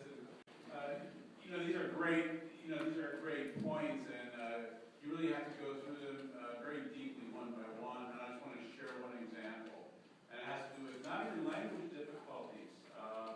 I used to work for a company called Medela, and Medela manufactures breast palms and all sorts of accessories for lactating women who just had children. And we had a company in China. We just said, we're just going to private label what you make. So they make the product, they package the product, we send them We ask for one thing. We ask for them for a control strategy. What's your quality control strategy? What are your process controls? We were on the phone. We had emails, phones, we exchanged quality audits, and still we had Chinese on our side, Chinese on their side. They still didn't get it. So you have to make sure through this communication that whoever you've been talking to has the requisite specialty understanding as well. Because they'll hear the words, but they won't know what they really mean. They'll mean something to you, they'll mean something to your engineers, but on their side, even though they nod their head, it'll mean nothing to them. It could be. And that's something that takes a lot of diligence to make sure you're talking to the right level of people over there. Just a comment. Very good comment. I think the same goes, make sure you're talking to the right level when you're negotiating, because sometimes you can negotiate a deal with the lower level, and once it goes to the upper level boss for approval, they're like, what is this? And they'll totally change everything and pretend that they didn't. Just very quick from a marketing perspective, I have done some research, and apparently it shows that the joint venture will be the last thing you want to consider, just due to the cultural differences and the business model differences there. If you have to do a joint venture, you have to do a full background check, about your partners. You have to really understand who they are, their goals and everything. Otherwise, it shows 70% of the joint venture eventually fail after 10 years. So. Great, thanks. I just have one more thing to say on this, and then we'll wrap up the presentation and go into some moderated question and answer, and then open it to the floor for everybody. I just wanted to point out that during this, sometimes I've explained things in a little bit of a negative light regarding some of the practices and the cultural differences. And I just wanted to make sure that, cultural differences go both ways. And it's a lot of Americans get really frustrated when doing business with China. However, a lot of Chinese get really frustrated when doing business with Americans. And I wrote a blog post once about American blabbermouth. For example, from the traditional Chinese perspective, the American style can come across as overly blunt. When we brainstorm in meetings and think out loud, it comes across as like we have no idea what we're talking about and we just like to hear ourselves talk. So it goes both ways, the negative stereotypes and impressions. So we always have to remember to stay open-minded and recognize that situation.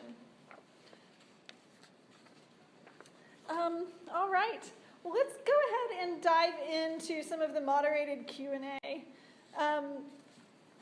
I just wanted to ask each of the panelists one more question, and then we'll open it up for audience questions. So, Dr. Johnson, before when we spoke, you had talked about contracts and how many times contracts in the U.S. and China are treated differently, and purchase orders are also treated differently in China, and that can cause some confusion. Can you tell us a little bit about that? I think as a U.S. company, you're obviously focused on entering into a contractual relationship with a partner. You spend a lot of time negotiating terms of a business agreement, hiring an attorney, working with the legal staff, and working out a business agreement that both parties find acceptable and you execute that agreement. The same could be held true for a Chinese partner. And in our experience, we have several products and we have distributorships with a master distributor in China, and we have those business agreements in place. We also have learned that when that Chinese master distributor places an order with you, they place a purchase order, much like a U.S. company would place a purchase order with you, but that purchase order has terms in that agreement as well. And I'm not a U.S. attorney, obviously, a scientist, but In U.S. law, we consider purchase orders a binding agreement, much like this Chinese purchase order. But you find that those purchase orders are a mechanism by which they transfer funds from China to the U.S. So you have to take those purchase orders very seriously. And those terms that are identified in those purchase orders, I think a lot of companies go into those POs thinking they can treat them sort of haphazardly. They may not necessarily match up with the terms of their other agreements, and they don't necessarily pay attention to the details. Those terms do not necessarily have to match the terms of your existing business agreement, but you have to abide by the terms of that purchase order. So it's in your best interest to ensure that you sign that agreement if it matches up with your business agreement. Otherwise, you could be delayed in receiving funds. So I just would like to stress that, because early on, 15 years ago, we had some difficulties in that purchase orders didn't match up with the business agreement, but we went ahead and executed purchase orders, and we were delayed in getting payment. Over time, though, China has changed, and we used to have import companies that were designated owned by the Chinese government that were only groups allowed to initiate purchase orders. Since then, I think the Chinese government's opened it up to allow certain privately held companies to apply for import licenses under the government umbrella. And so you'll find that there are other companies now allowed to initiate purchase orders.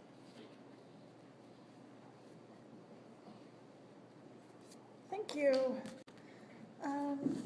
Mr. Behling, can you tell us about the importance of visiting China, taking trips there, and making sure to build the relationships? When we were speaking before, you had mentioned that 6 hours of face-to-face meetings net 6 months of benefits.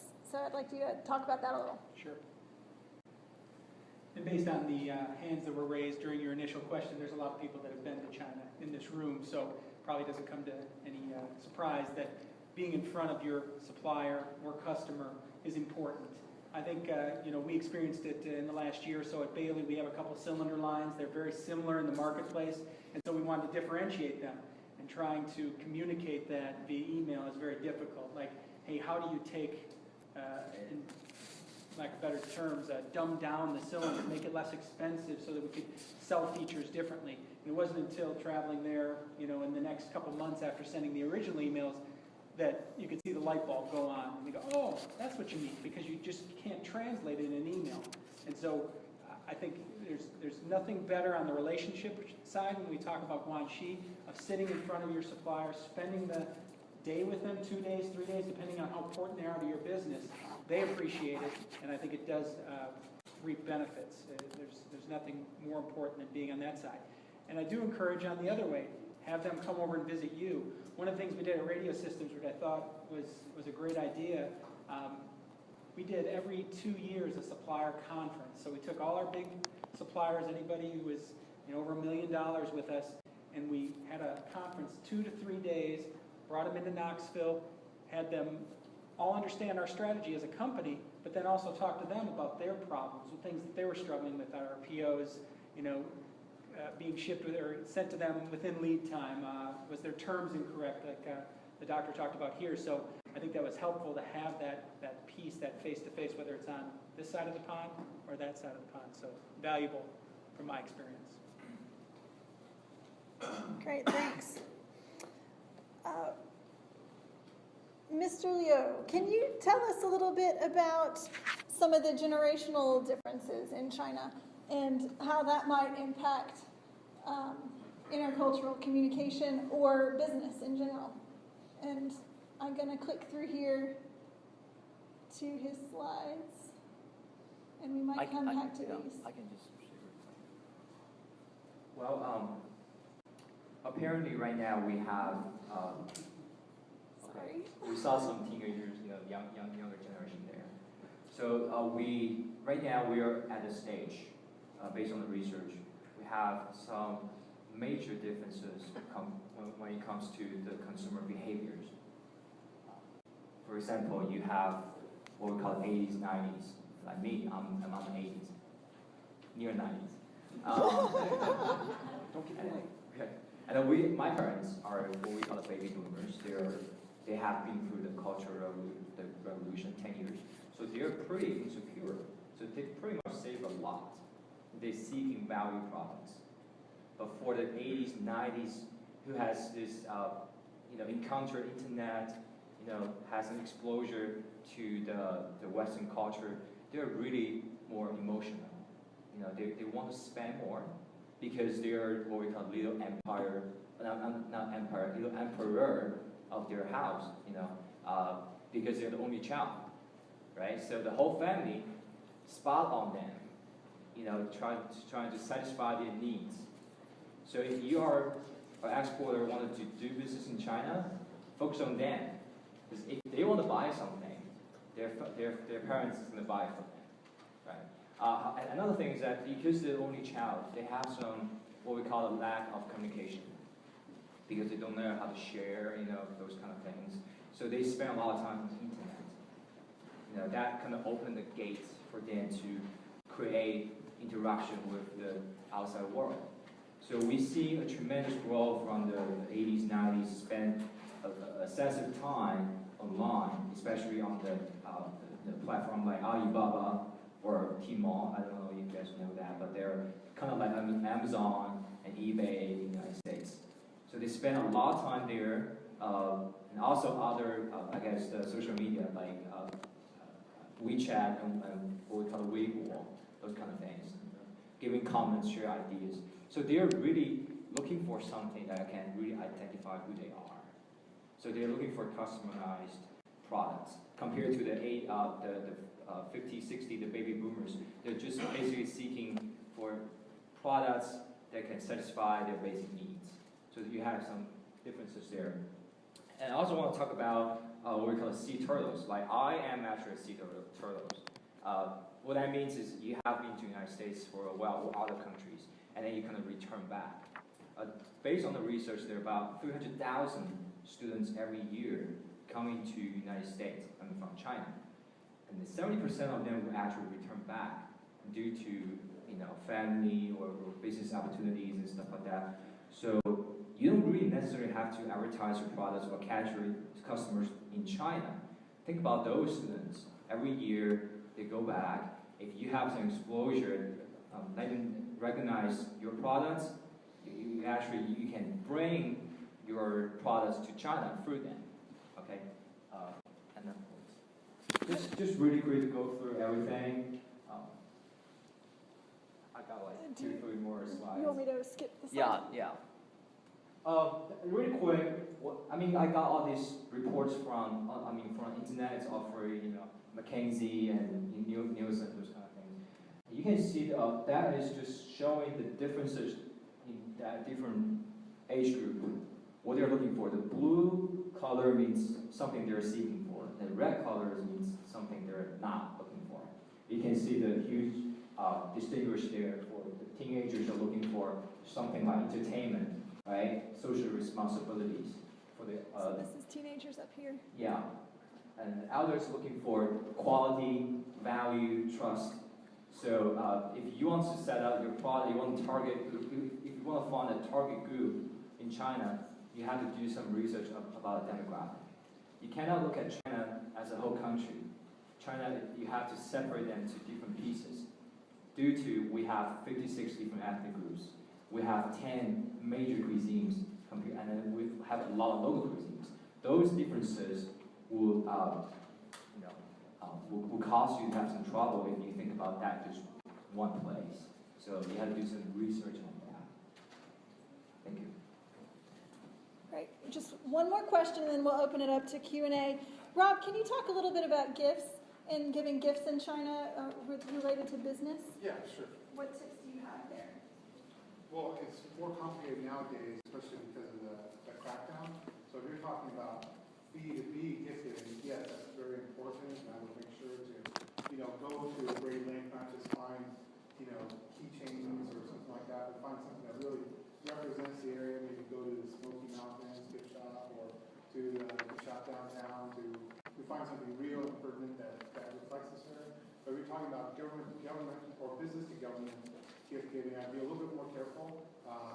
You want to make sure it's something about the relationship rather than something personal, giving somebody, a 3 days in the Smokies just for that person. You want to have something represented about the relationship between you and that business relationship. Hope that helps. I got one more slide. Okay. Oh. Sorry about it, I forgot one more slide. Just based on the research, more and more Chinese are really appeal to the American products, American brand, especially the middle class and the affluent class. I think their income is more than $34,000 US per year. And think about that, in 2020, there will be 51% of the population will be middle class. And think about, now to 2020, you got 5 years. So catch that opportunity. They want to buy luxury products, like from the United States or from European countries. So you definitely have a huge advantage there. If you want to do business in China, you just have to market it right. Great, thanks everyone. Well, let's open it up for some audience questions. Who would like to add? Oh, and by the way, the flood of people at the door was Hardin Valley Academy's Chinese class. They have 15 people here, and they had to go get the school bus. So, who would like to ask the first question?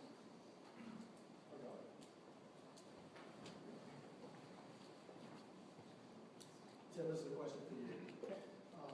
As someone that sources a lot of product in China, how do you go about vetting a potential supplier? And would you recommend that anybody, no matter what size company they are, ever purchase merchandise from a Chinese company without visiting the factory first?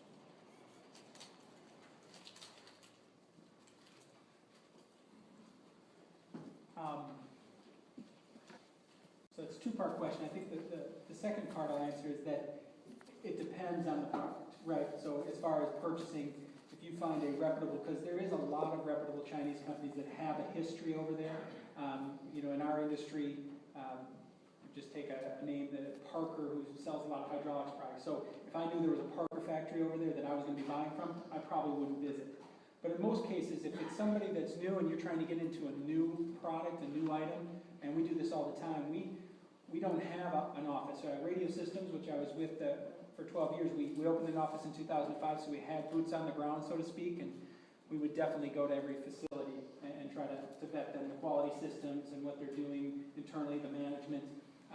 Now we incorporate another group over there that we use on a per diem basis, and we have them, especially when it's a new supplier that we haven't much experience with, they don't have much in the market, we'll definitely send somebody out, and it's an important part of starting that relationship, and then follow up with a visit, right? Because I travel over a couple times a year, I have a couple other colleagues that travel over, can't have them there when we need to move, so we try to use somebody on the ground. I have something to add on that as well. When I was starting my jewelry company over there, making these necklaces, I found an agent online and on Alibaba.com, and in Yiwu, and he helped me find some suppliers to make the beads and the necklaces. And I ordered some, and then I went to visit the factories. Much to my dismay, they were textbook sweatshop factories. And especially using Alibaba, you have to be aware that not all of the factories on Alibaba are very high quality. And the cheaper products might have the worst conditions. And I had already put my savings into making this purchase, and it was very disturbing to me, the terrible conditions that were there. So I would definitely recommend to go, if you're a small company like I was, and you can't necessarily go to China. I happen to be living in China at the time, but if you can't go to China from here, work with a consultant that can help you identify those factories. There's some here in Tennessee that I can introduce you to if you want, so that you can avoid having a situation like that. Can I add something? Another pitfall that can come with just finding a supplier is trading company versus manufacturer. Because I think anytime you go to an Alibaba or another site, they will tout themselves as the manufacturer. And once you dig in, we've had several visits where we'd walk into the factory and think, okay, so is this your factory? No, we're the trading agent. they're the factory, and so now you have that go-between. A lot of times the factory will not have an export license, and so you'll have to deal with the trading agent, and you'll have to determine if that's the relationship you want, because sometimes it does add complexity instead of working directly with the factory. So it's always a key nuance. Yes, that's what happened to me too. Yeah.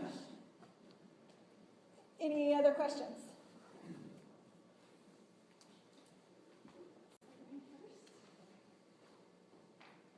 So you had said earlier that not only do you like to go visit their factories, but you like to bring them to your facility. Do you not have concerns about, next year they'll be making the product and selling it in the States? I mean, that's a valid concern that we have.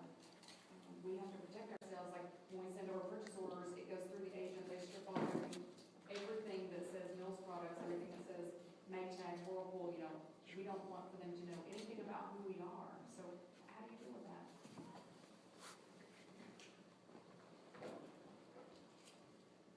By the way, can you just introduce yourself? Sorry, Chrissy Johnson with Mills Products.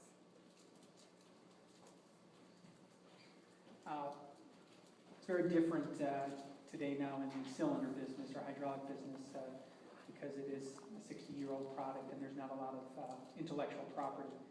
When I was with Radio Systems on the PET products, we try to protect ourselves with patents. So again, that's one key way. It's difficult because China doesn't really see those always. So I always go back to partnership. It's just finding the right partner. Because again, if you're going in, you're just trying to find a new partner, and you're just going to send a purchase order to them tomorrow, that's a problem, intellectual property. You do have to visit, you have to understand what their goal is.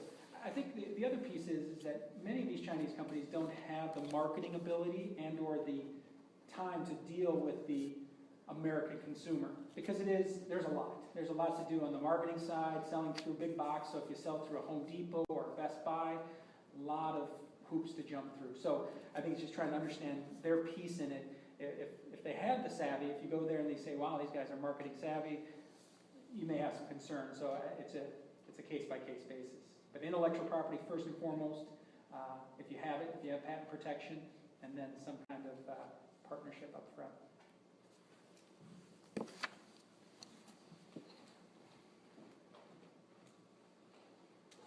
A few years ago, I heard Rob speak at a very good event. It was for the import-export, and I believe a root chamber. And I just wanted to see maybe if you could go into a little bit more of the update. At that time, I think you had someone speaking about the problems, I guess, so to speak, of getting the financing and other things. And I just wondered maybe some tips or what things have changed as far as that. And I'm Janice with Corporate Quarters.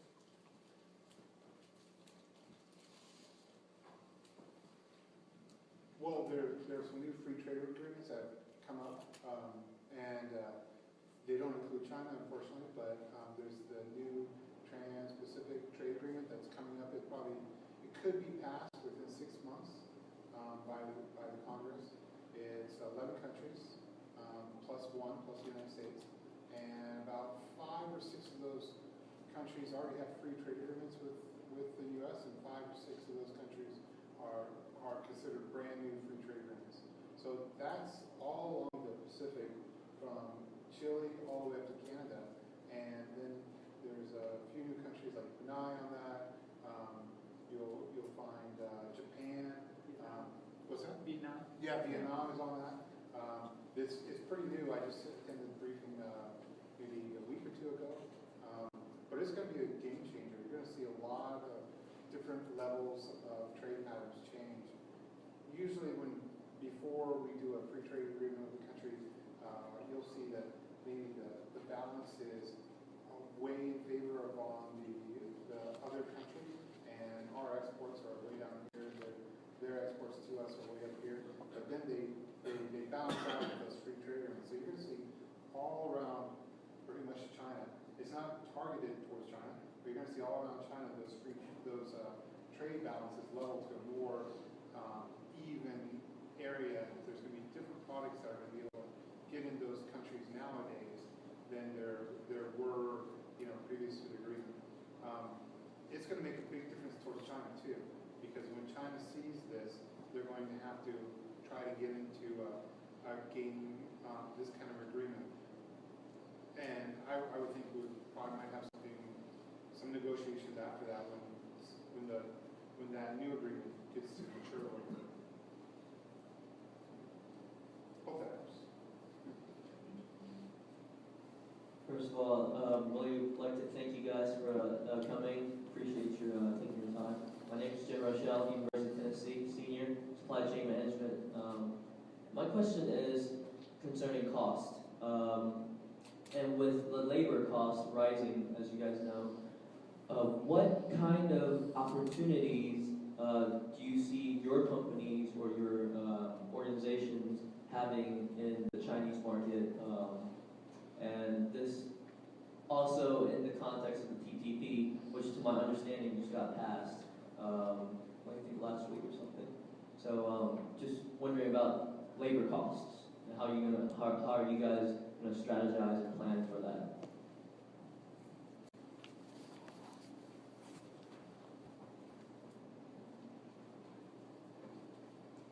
Any takers?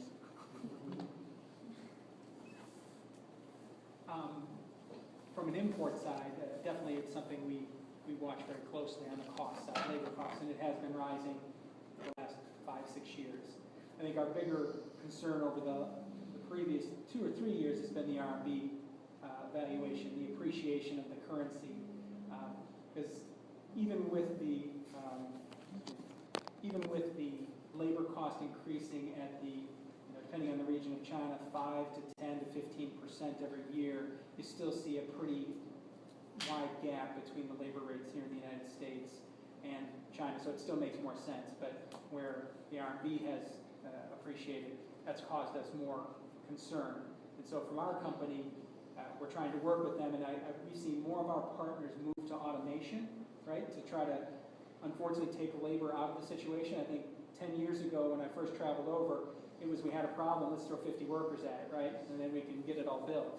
Now we're really looking at automation from equipment purchased throughout the world to make things more efficiently with less labor. One person, 2 machines, one person, 3 machines instead of 2 people per machine. So again, I don't know if it answers your question, but I think we continue to watch it and always looking at what is the next China, from a manufacturing standpoint. Is it going to be a Vietnam? Is it going to be a Malaysia, Indonesia? They're all moving along that spectrum.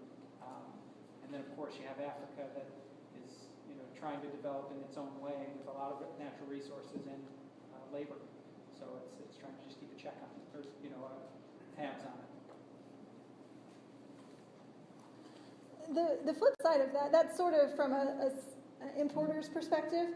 The flip side of it is that as costs are rising in China, Chinese incomes are also rising.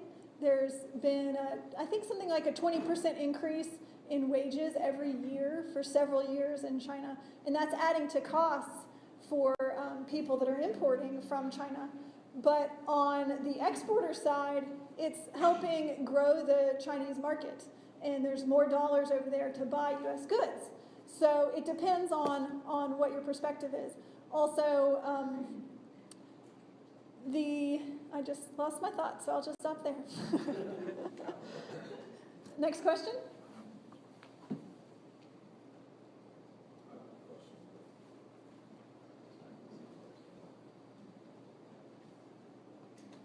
So I have, again, Daniel Halleck with the Alexander. Tim, this comes back to some of the things that you said earlier, but one of them is not as much of a question that might involve everyone, but you said that you bring, every 2 years you have your suppliers come for a conference. Mm-hmm. Is there any friction by having all suppliers in a particular building at the same time? And the only reason I say that is when I was with my customer, we were very cautious as to what we mentioned at each supplier meeting, because those particular suppliers could also produce the product that they did not have the contracts for. Is that the same situation for your product with those suppliers? And then, I'll let you answer that, but I had one point about, you said earlier about making sure to, you don't always have to visit the supplier or the factories overseas. And I do think one important thing that I experienced in my career on the freight movement side is, as an importer, if you're not going overseas to vet the factory, make sure that the agent that you work with is a buying agent and not a selling agent. Make sure that the agent is, for lack of a better word, on your payroll and not on the manufacturer's payroll. Only because we've run into issues where the agent seems to be working for you and the product that is sent is not in any way close to the quality that you agreed in the contract. So that just gives you the comfort of knowing that the person that is coordinating with the factories overseas are in fact working for you and not for the manufacturer.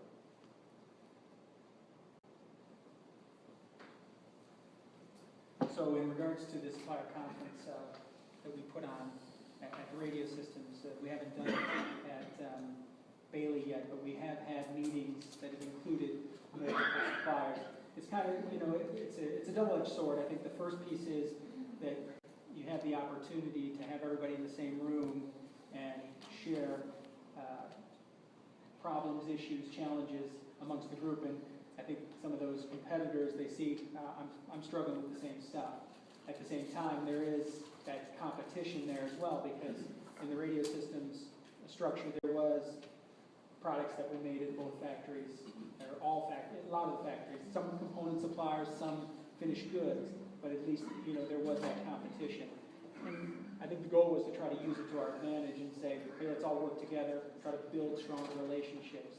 I would say the first year we did it, which I think was 2008, it was a smaller group, but yeah, there was definitely some friction. We did it 1.5 day, but we always tried to do an event in there too, to try to get everybody working together, not only our team at Radio Systems, but the suppliers kind of mingling and networking. So I think it turned out to be very beneficial. Sharing goals again.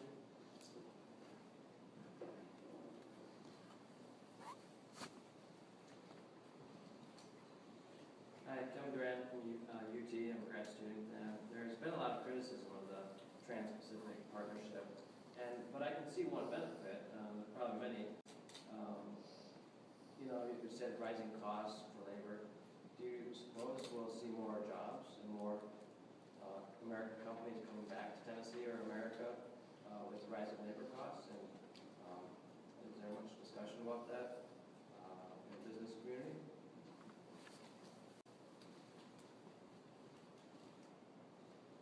I'll start this one off. I think there's a lot of misunderstanding about trade. And it's not just about what is marked as an import counts as a negative and what's marked as an export is counted as a positive. I think that's an assumption a lot of people make that is not totally accurate.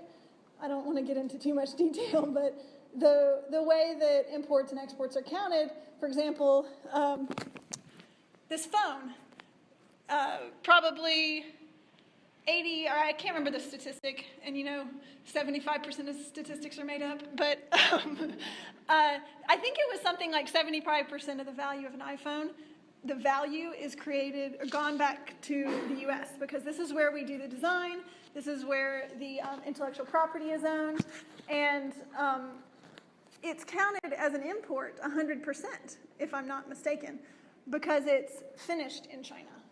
So we don't get credit for the rest of that value. And so I think the way that when you look at trade agreements and think about, are they good, are they bad, are we losing jobs, are we not, you have to keep that in mind. And you're not only, it's difficult because the people that lose jobs feel it, and it's hard, and it's obvious.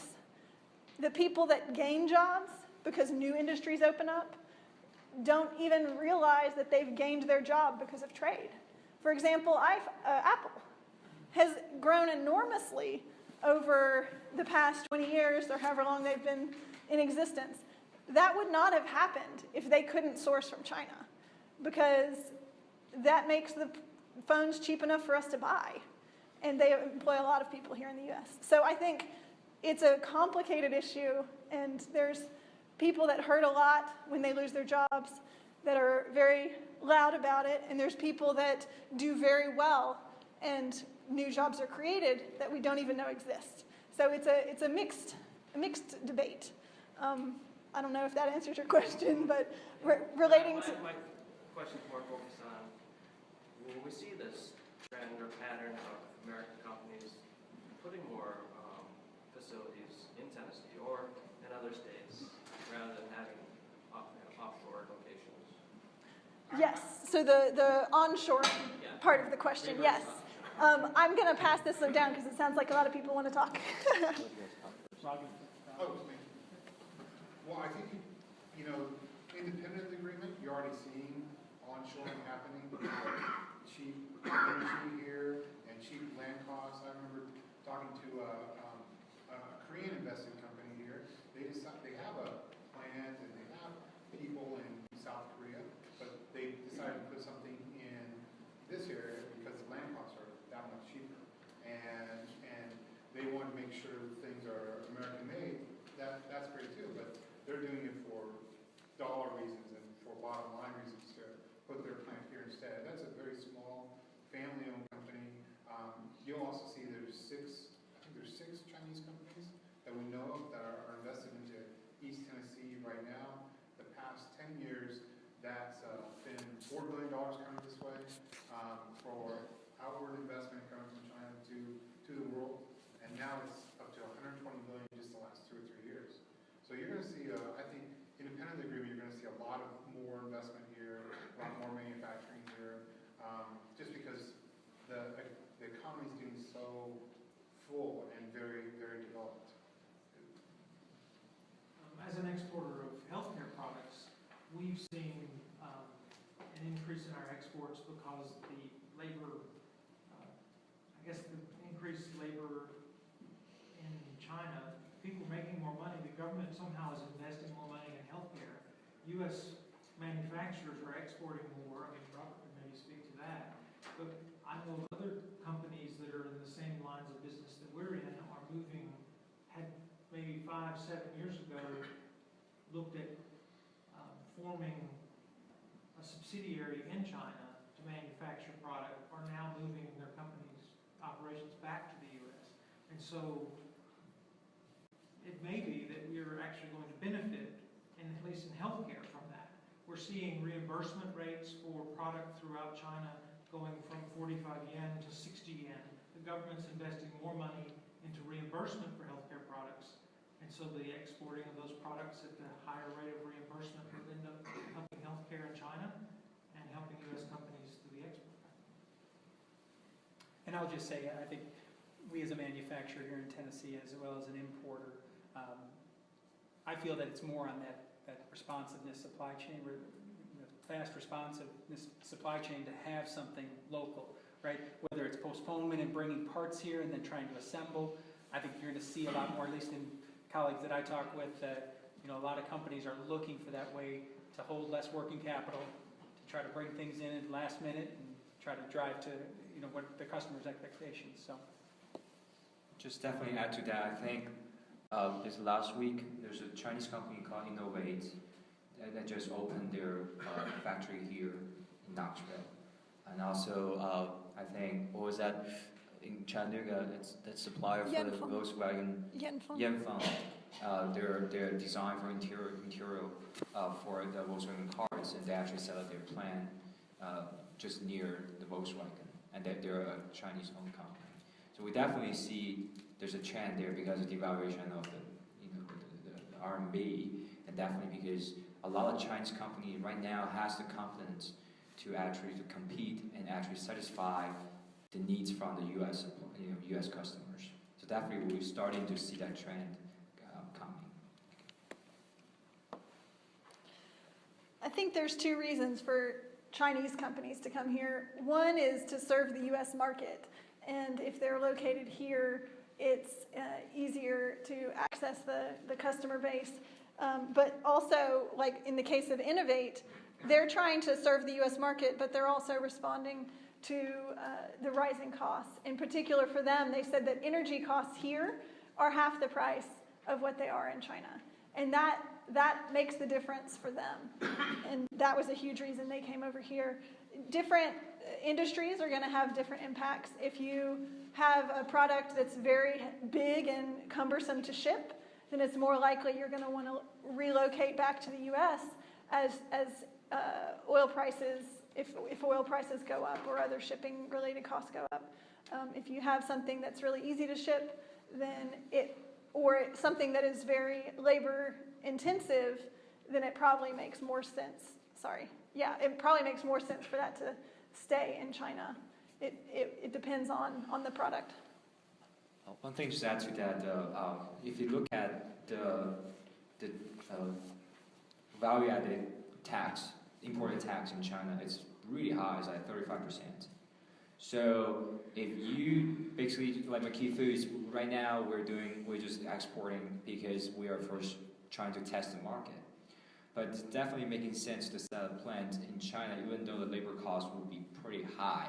But think about the transportation, the time it takes, especially for food products. You want to deliver as fresh as you can, right? You don't want to damage the products and everything. So with all that many transactions over it, with several intermediary like importers, wholesalers, and distributors, they actually push the price up for exported products. So if we have a plant in China, we really lower the price, even though the labor costs would go up, and then to compete with all the domestic products over there in China. It's about time to wrap up, I think. I saw one more hand. Dr. Shaw, do we have time for one more question? Sure. And then, Jen, would you like to introduce Project Cognac?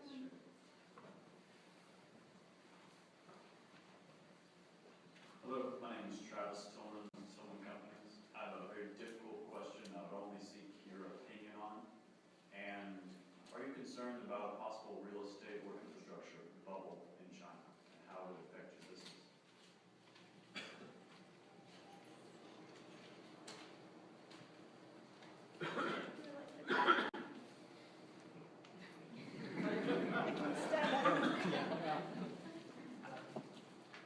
Give us the hard question for the end. Yeah. As an exporter, we always look, especially on the supply chain side, to mitigate our risk. Because today we have a lot of eggs in the China basket for our company. So am I worried about real estate and where they're at today, especially with their growth on the export side? Right, they're trying to really pump up that part of their GDP. Absolutely. And so it's an area that we have to work on as a company to make sure that we try to mitigate that risk to another low-cost country or bring it back to the United States. I don't know that they're at that point today where what I see on the financial side, that they're close to the bubble bursting, but the trend is definitely in the negative direction from what I've seen over the last probably 6 months, 8 months. They're going to continue to use the two levers they've used for a long time, which is the internal borrowing rate and the value of the RMB to prop up the economy. And they want to make everybody feel good about it.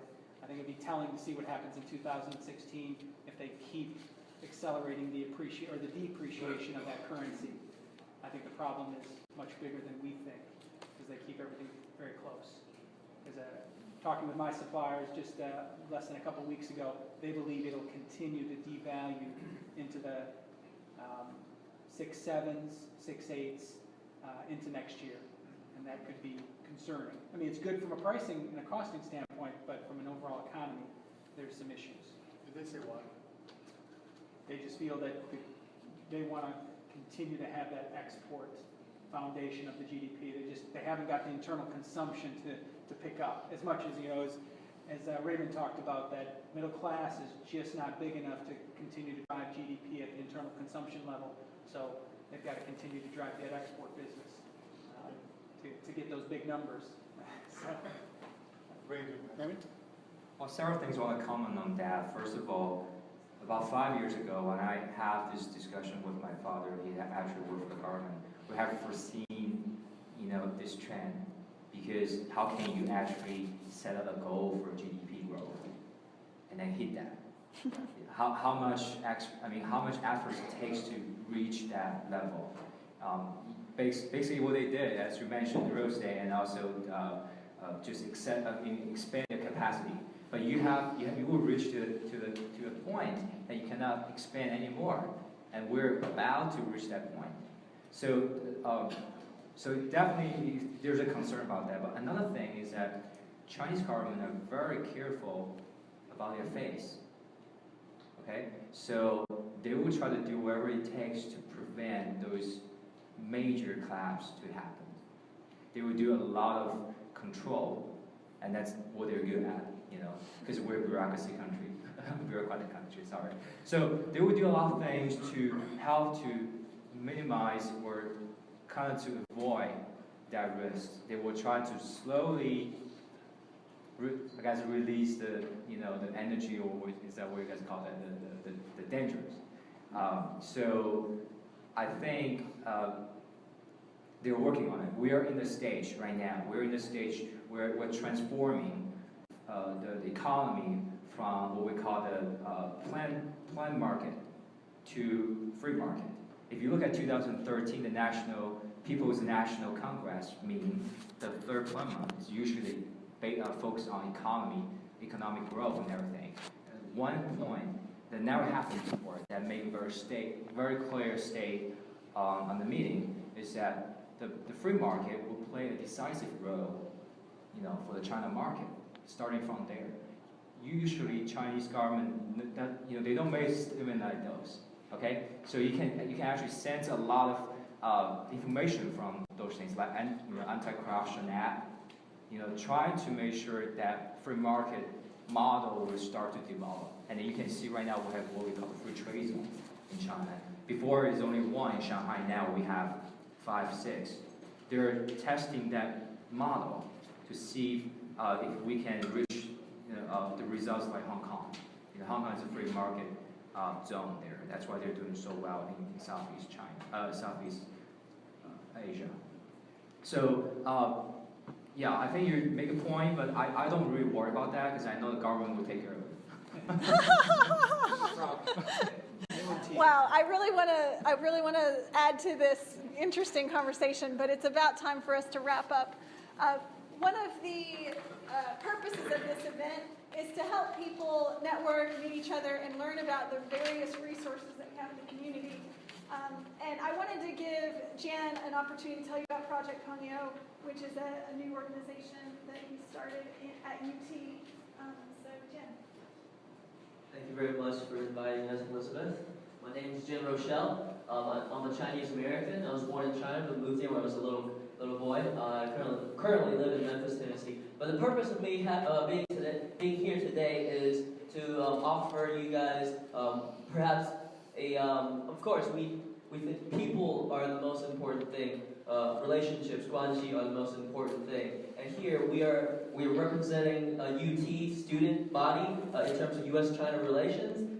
Our goal is to build the next cohort, the next generation of U.S.-China leaders in terms of business, economics, political science, and whatever field they're interested in. So here, one of the goals is to network with you guys, to build some partnerships with the companies you guys are represented. And in terms of human capital, we have students who are really interested for internships and really interested in China and U.S. relations. So if you guys are interested in building some partnerships or relationships with the University of Tennessee Project Pengyo chapter here at UT, please let me know, and I think I'll work with Elizabeth to give out my contact and also exchange contacts via email or and whatnot.